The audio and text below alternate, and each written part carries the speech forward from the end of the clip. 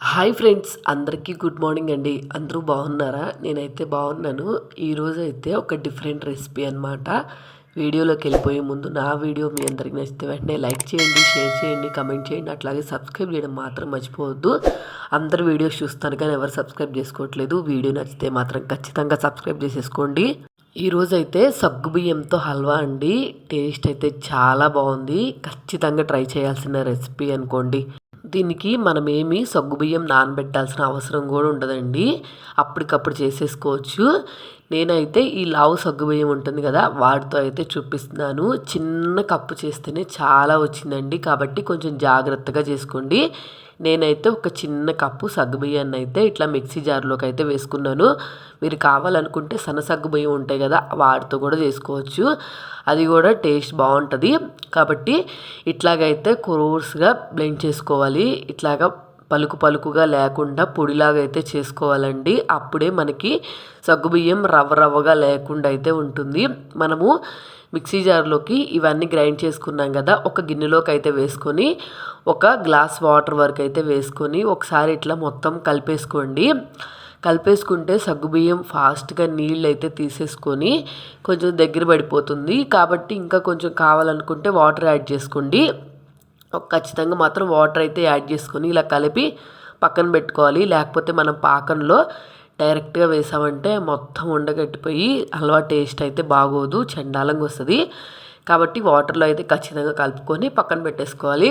Next బాండి తీసుకొని నేనైతే 1 కప్ సగ్గుబియ్యానికి ఒక 1.5 కప్పు షుగర్ మాత్రమే యూజ్ చేశాను. మీరు కావాలంటే ఇంకా ఎక్కువ కావాలనుకుంటే 2 కప్స్ కరెక్ట్గా షుగర్ అయితే వేసుకోవాలి. నెక్స్ట్ అలాగే 1.5 కప్పు షుగర్కి నేను 2 కప్స్ వాటర్ అయితే వేసుకున్నాను. ఒకవేళ మీరు 2 కప్స్ షుగర్ యూజ్ చేస్తే 3 కప్స్ వాటర్ అయితే వేసుకోవాలి. కాబట్టి మీరు ఎక్కువగా చేసుకోకుండా చిన్న కప్తో చేసుకోండి. అదే ఒక 4-5 మెంబర్స్కి ఈజీగా వచ్చేస్తుంది.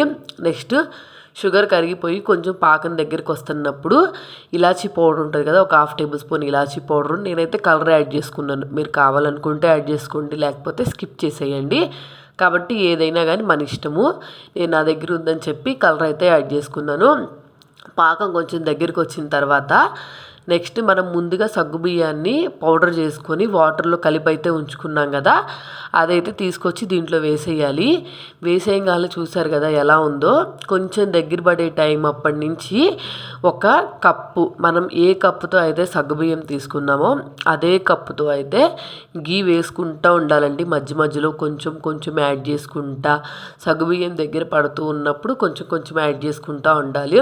నేనైతే 1 కప్పు వేయకుండా ఒక 3/4 కప్పు వరకే వేసానండి. కాబట్టి చూసుకొని మీకు ఇంకా గీ ఎక్కువగా పడుతుందా లేదా అని చెప్పి, మీరు తినగలుగుతారా లేదా అని చెప్పి దాన్ని బట్టి చూసుకొని అయితే మీరు ఇంకా ఎక్స్ట్రా యాడ్ చేసుకోవచ్చు. నేనైతే మరీ గీ అయితే అంత పర్ఫెక్ట్గా ఎక్కువగా వేసుకుంటే కూడా టేస్ట్ అంత అనిపించదని చెప్పి నేనైతే మాత్రం కొంచెము తగ్గించి వేసుకున్నాను.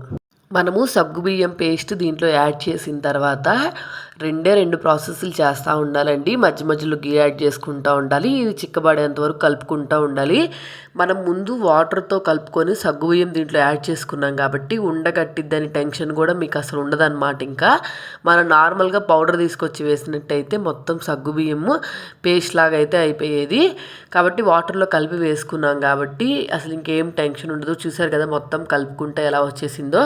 కాబట్టి స్లోగా గీ యాడ్ చేసుకుంటా మిక్స్ చేసుకోవడమే. నేనైతే దీంట్లోకి డ్రై ఫ్రూట్స్, బాదం పప్పు మాత్రమే వేశాను. మీరు కావాలనుకుంటే సన్ఫ్లవర్ సీడ్స్, పంప్కిన్ సీడ్స్ ఇట్లాంటివి ఉంటాయి కదా, అవన్నీ ఫ్రై చేసుకుని అయినా వేసుకోవచ్చు. జీడిపప్పు, కిస్మిస్, పిస్తా ఇట్లాంటివన్నీ. నేనైతే ప్రజెంటు ఇదొక్కటే వేసుకున్నాను. నెక్స్ట్ కొంచెం గీ వేసుకున్నాను. మొత్తం కలుపుకుంటూ ఉన్నాను. ఇది కుక్ చేయడానికి అటు ఇటుగా ఒక 10 మినిట్స్ 15 మినిట్స్ టైం పడుతుంది. ఎందుకంటే సగ్గుబియ్యం అంతా ఉడికి బాగా దగ్గరికి వచ్చేయాలన్నమాట. ఎట్లా అంటే మనం కరాచీ హల్వా చేసుకుంటాం కదా, అట్లాగా మొత్తం అంతా పేస్ట్ లాగా, థిక్ పేస్ట్ లాగా అయితే దగ్గరికి అయితే వచ్చేసి ఒక ముద్దలాగా అయితే రావాలి. అప్పుడు వరకు అయితే దీన్ని కలుపుకుంటూ తిప్పుకుంటూ ఉండాలి. నేను యాడ్ చేసిన షుగర్ అయితే మాత్రం కొంచెం తక్కువ స్వీట్ అనిపించిందండి. మీరు ఇంకా ఎక్కువగా తినేవాళ్ళు అయితే నేను ఇందాక చెప్పినట్టు ఖచ్చితంగా 2 కప్స్ యాడ్ చేసుకొని 3 కప్స్ వాటర్ వేసుకున్నారంటే మీకు స్వీట్నెస్ కూడా ఎక్కువ వస్తుంది. కాబట్టి నేను కొంచెం తక్కువ యాడ్ చేసుకుందామని చెప్పి యాడ్ చేసుకున్నాను. మీరు ఇంకా ఇదే ప్లేస్లో బెల్లంతో కూడా సేమ్ ఇదే ప్రాసెస్ చేయొచ్చు. బెల్లం అంతా కరిగి ఒక్కసారి చిక్కగా వచ్చేసిన తర్వాత బెల్లము అప్పుడైతే మనం ఈ సగ్గుబియ్యం పేస్ట్ యాడ్ చేసుకున్నామంటే ఇంకా మనం షుగర్ ప్లేస్లో బెల్లం యూస్ చేసుకొని కూడా చేసుకోవచ్చు. చూసారు కదా, మనము ఇందాక నుంచి తిప్పుతూ ఉంటే ఆటోమేటిక్గా దగ్గరికి అయిపోయి చూసారు కదా పేస్ట్ లాగా ఎలా వచ్చేసిందో. ఇలా వచ్చేసిందంటే దగ్గరికి మనకి హల్వా అయితే రెడీ అయిపోయినట్టే. తర్వాత ఇట్లాగ బౌల్లో వేసేసుకొని మనం వేసుకున్నామంటే ప్లేట్లోకి వేడివేడిగా అయితే సగ్గుబియ్యం హల్వా చాలా బాగుందండి, టేస్ట్ డిఫరెంట్గా.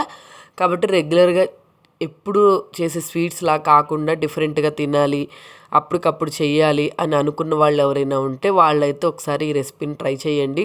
నన్ను నమ్మి టేస్ట్ బాగుంటుంది. మనం యాడ్ చేసిన 3/4 కప్పు గీ కూడా కరెక్ట్గా సరిపోయిందండి, టేస్ట్ బాగా అర్థమవుతుంది. కాబట్టి చూసుకొని నెయ్యి యాడ్ చేసుకోండి, ఇంకా స్వీట్కి తిరిగే ఉండదు. వీడియో నచ్చితే మాత్రం వెంటనే లైక్ చేయండి, షేర్ చేయండి, కమెంట్ చేయండి, అట్లాగే సబ్స్క్రైబ్ చేయడం మాత్రం మర్చిపోవద్దు. అందరు వీడియో చూస్తారు కానీ ఎవరు సబ్స్క్రైబ్ చేసుకోవట్లేదు.